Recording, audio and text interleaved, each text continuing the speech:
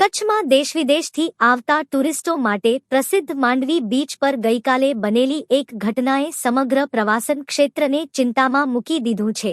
જો કચ્છમાં આવતા ટુરિસ્ટો પર થતા અત્યાચાર અને ગેરવર્તનને સમયસર અટકાવવામાં નહીં આવે તો આવનારા સમયમાં ટુરિસ્ટો કચ્છ તરફ મોઢું ફેરવવાનું બંધ કરી દે તેવી ગંભીર આશંકા વ્યક્ત થઈ રહી છે। પ્રાપ્ત માહિતી મુજબ ગઈકાલે તારીખ 7 જાન્યુઆરીના રોજ બપોર પછીના ભાગે એક ટુરિસ્ટ બસ દ્વારા વિદ્યાર્થીઓ અને શિક્ષકોનો જૂથ કચ્છના વિવિધ પ્રવાસન સ્થળોની મુલાકાત લઈ રહ્યો હતો। પ્રવાસના અંતે આ ટુરિસ્ટ બસ માંડવી બીચ પર પહોંચી હતી, જ્યાં વિદ્યાર્થીઓ કુદરતના સૌંદર્યનો આનંદ માણી રહ્યા હતા અને ફોટોગ્રાફી કરી રહ્યા હતા। આ દરમિયાન માંડવી બીચ પર સ્થાનિક રીતે ચાલતી કાયદેસર તથા ગેરકાયદેસર રાઇડ્સ જેમ કે સપોર્ટ બાઇક, ઘોડસવારી, નાની મોટી રાઇડ્સ તેમજ ઘોડસવારી તેમજ ફોટોગ્રાફી બાબતે સ્થાનિક રાઇડ ચલાવનારાઓ અને ઘોડાના માલિકો દ્વારા વિદ્યાર્થીઓ સાથે ઉગ્ર બોલાચાલી કરવામાં આવી હતી। વાત એટલી વધી ગઈ કે સ્થાનિક રાઇડ સંચાલકો ઘોડાના માલિકોએ વિદ્યાર્થીઓ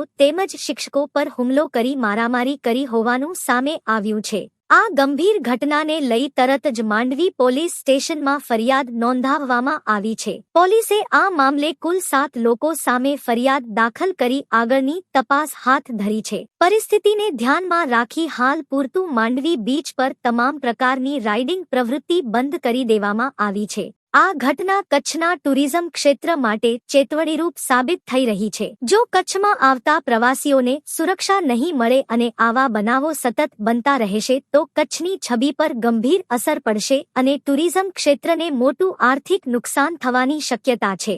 ટુરિસ્ટોની સુરક્ષા, કાયદેસર વ્યવસ્થા અને ગેરકાયદેસર પ્રવૃત્તિઓ પર કડક કાર્યવાહી કરવા તંત્રએ તાત્કાલિક પગલાં લેવાની માંગ ઉઠી રહી છે।